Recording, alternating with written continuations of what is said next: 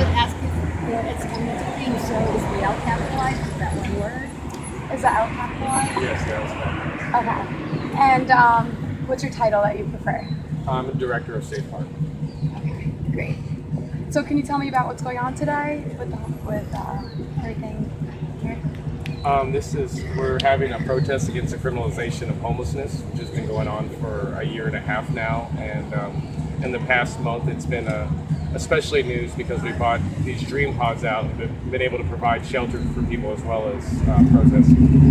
When did you bring out the dream pods? About a month now. So who's the creator of the dream pods? It's an artist that lives in Tombstone. He's a 91-year-old man who had a dream for the past 30 years to do an occupation on the sidewalk and invite the public out to stay in these dream pods to understand what the plight of the homeless was like. Gotcha. So what's your response when people say it's like cluttering, or like Tucson? Or... Well, I think there's two rules of thought in that argument. That before the dream pods were here for 17 months prior, it was just blankets and sleeping bags and pillows and all kinds of items just screwed all over the place. But I'm very pleased with how more pleasant it looks now that we have dream pods and tents and a place for people to actually put their stuff. So there's more organization to the space, and I think more community with some type of even temporary shelter for people to feel safe and feel pride in this area. So how do you feel like you guys are going to grow with this? Are you going to continue with the dream pods? Our plan is to fill in the gaps the best that we can in the meantime until the government steps up to address this problem. So I don't think it'd be a surprise to see over 100 dream pods all around the downtown Tucson area. How much dream pods are you growing daily? The artist and his team make one for us every single day. So how do you think the government could make steps to help homelessness? Well, all we've asked for the past year and a half, and even prior to that, is that they establish a campground in every ward of the city of Tucson that has at the minimal bathroom. So we feel, much like they do in a lot of states, if they do that, then it won't be a crime to be homeless. So can you tell me about your personal struggle with everything? Well, I've been arrested 43 times in the past 3 years for doing something very similar like we're doing now, whether it was sitting on the sidewalk or being in the park after hours or something that it's traditional that a houseless person does on a regular basis. So I've definitely, they've made every effort they possibly can to scare me away from this area and try to make me, I want to think in some capacity leave the city, but our team of people, we've stood strong.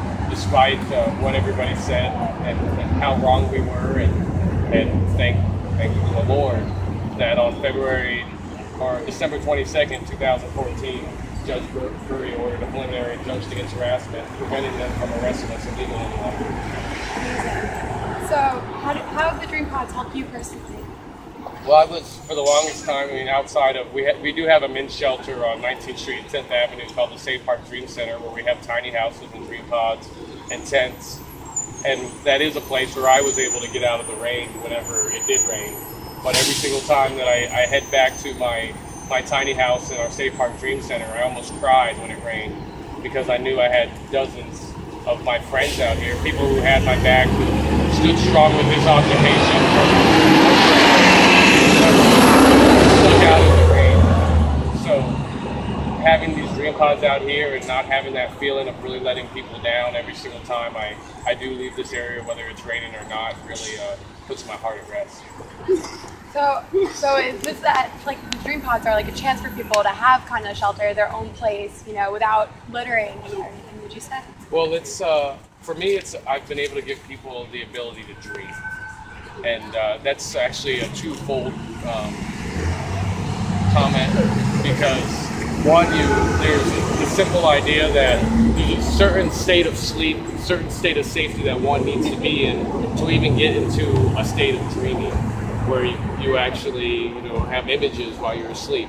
And then the idea, once you have a place that you can secure your stuff during the day so you can go do whatever tasks you need to do, and you know that that's not one of the things that you have to look around for all day, then you can dream. You can aspire to do whatever you plan on doing, and there's not going to be anything that holds you back. Do you have any aspirations that since creating the dream pods that you've come up with or anything? Well, we've had this program that we're running, SafePark. Before it was called Occupy Homelessness and the People's Parkway. And the whole idea is to create a program that empowers people that are houseless to move on to whatever they want to move on to, whether that's traveling the country or they want to move into a house and live a more stable life.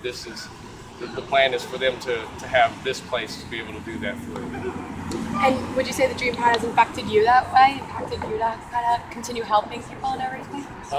Yeah, this is. I've been successful in a lot of different capacities in a lot of different measurements in my life, but with being in the New York Times, being in most major national news affiliates, and having the support unlike we have ever had before, I definitely say I'm about as successful as I've ever been in my life. So I'm certainly very pleased with everything that has happened, and I'm just so happy that the federal courts are doing the right thing and definitely falling on the side of the law where the city won't. So with the protests, do you guys feel like you're making a change? Do you see any like progress with that or not progress? Well, I know for certain in the past year and a half we've changed quite a bit, because at one time, every single time I came out here to even sit on the sidewalk, I left here in cuffs.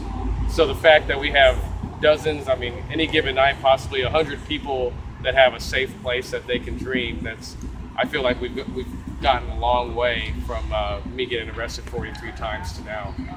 Absolutely. And is there anything you want to add about the inequality, about with homelessness in Tucson? Well, the big problem is this policy and these rules that the city of Tucson have put in place that have made it a crime to be houselessness. They're strongly connected to our societal prejudice against houseless people as a whole. And our hopes is, as we have the federal courts let people know exactly what the law is, and that people are having their rights violated just like black people were back in the 60s, they'll start to let go of that prejudice, just like people back in the 60s had to let go of their prejudice of black people. Amazing. Anything else you would like to add? Okay, awesome. That's a great interview. That's a really good question. Yeah. Women's rights as well.